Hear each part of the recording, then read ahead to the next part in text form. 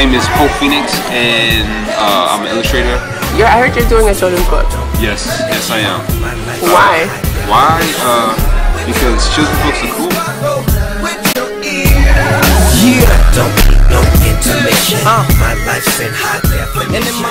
The name of this book is Charlie and His Imaginary Friend, and it is a story about a friend, like two friends. One is real, one's imaginary.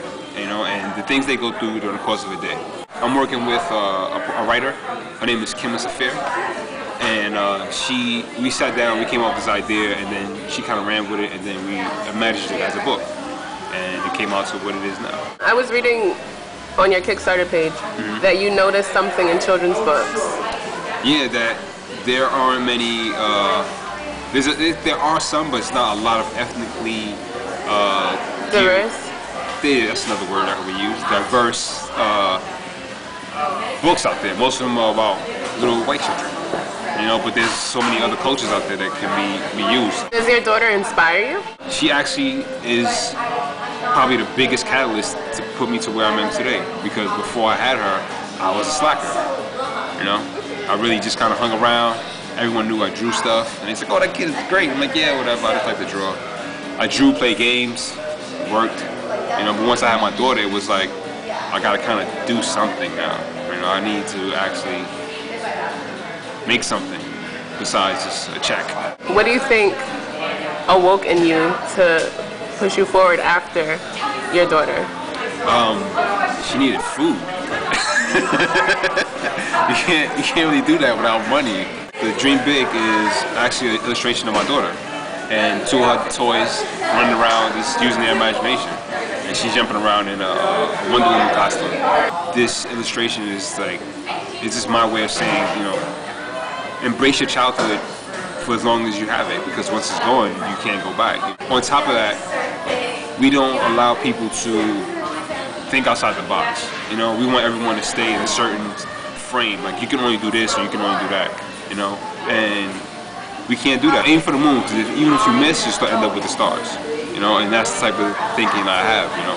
That's the way I do my artwork, you know. I want to be known as a great artist when I finally leave this place. And if I just think about trying to be a good artist in New York, that's not going to do anything. I want to be known worldwide for my work. About men not wanting or men preferring sons. Because the most prevalent reason is that men know how boys are, and they know how they were, and they don't want to have to shoot a little boy. This is what somebody told me on Twitter yesterday. I can see how that is. I can see how that is. So you, as someone who has a daughter, how do you feel about that? You know, before she was born, I always said that, you know, I wanted a daughter, simply because, like, I wanted to make sure she understood how to maneuver through the world, you know. And now that I have a daughter, I wish I had a boy. No. But it would be a lot easier, you know, because there's a lot of things I don't understand. Because I don't understand women as a whole, you know. I have my own concepts of what they are and how they think, you know, but each one is different. And even my daughter, she thinks differently than her mother and my mother, you know, so. Well, she's an individual. Exactly. So, but at the same time, it's your fault actually, because you're the artist here, and you told her to dream big. So I don't know what you're complaining about. I'm not mad at her. You know, I'm glad that she's taking her own interest in the things that she wants. You know. The biggest thing I say is that men don't want the sins of their past life to come and haunt them through their daughter. True. Meaning, if they were a scumbag in their past life, they don't want that to be shown through the men that their daughter interacts with. Yeah. Because they admit to hurting women or being sleazy to women. We're not going to get into that, but being sleazy to women, and they don't want that on their daughter. Yeah. I mean, no one wants anything bad to happen to their kid, you know?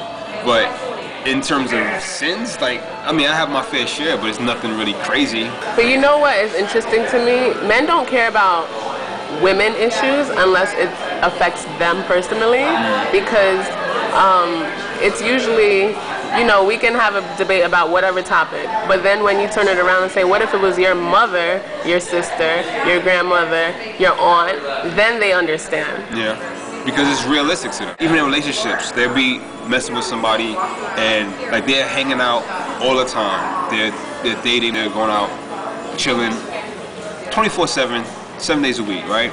And then, but if you ask them, like, yo, is that your girlfriend? That's your boyfriend? Nah, that's not that. Because they don't want to admit that it's real, because then they have to start acting different. You know, they have to start taking responsibility for the actions they do. And that's the same thing that you're saying. It's like they don't want, like, they have opinions on stuff, but then when it reflects them, then they have to think back, well, how does... Then they actually have to take action. Yeah, it becomes real to them. It's like, oh, all right, well, then that's not really that good. You know, like the whole debate about the contraception and, like, the Senate having a meeting with no women in it, like, that doesn't make any sense. Like, it doesn't, the problem doesn't correlate with the solution. Say the Truth is the way we pitch it is the black male version of The View.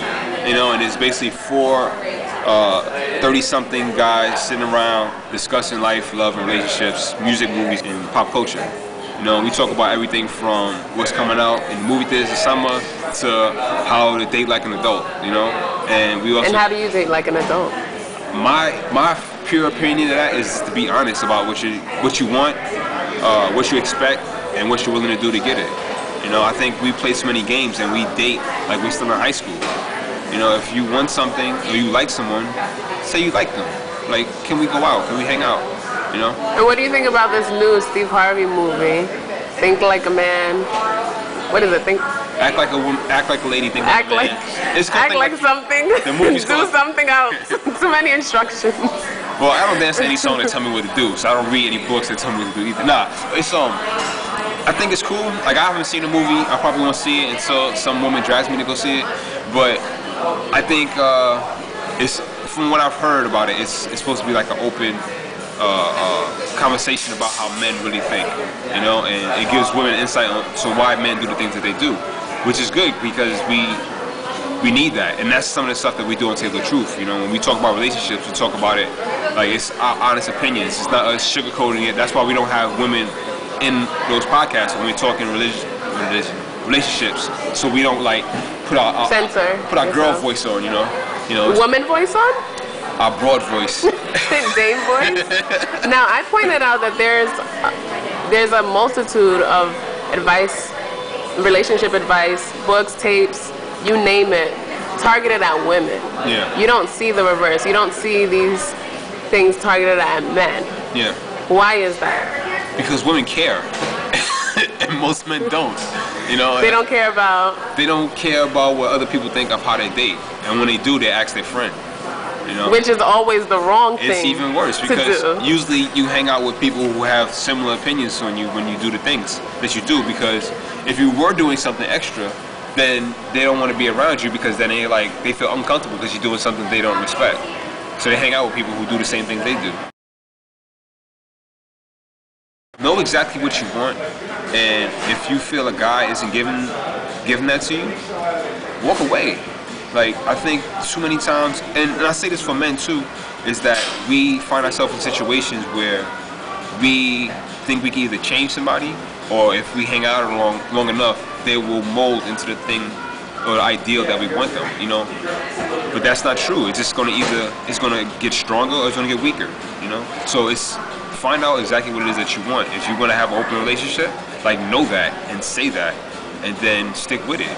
Like, stick your guns. Like, if you're like, I'm not gonna date anybody who has kids, and you meet somebody that's great, and you feel that way, don't date somebody who has kids, you know?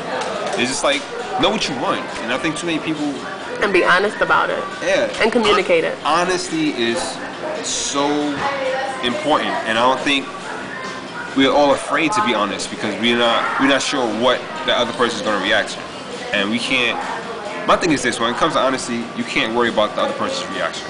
You know, you're giving them raw information. How they take it is how they take it. That's why I say never apologize for your feelings. You know, feelings is something that's raw. It's something that comes from the inside. It's something that you really don't control. You just do. You don't like, you know what? I'm gonna seek out that woman and I'm gonna start to love her. No, you love her for whatever reason it is. And once that you hit that point, it's like, all right, I'm here now. I gotta just deal with this emotion. And that's the same thing. Like, I don't want to go out with you tonight. Why not? Because I just don't feel like it. It's gonna hurt their feelings, or they may get upset or whatever, but in the long run, they'll respect you. I don't need no intermission. My life's in high definition.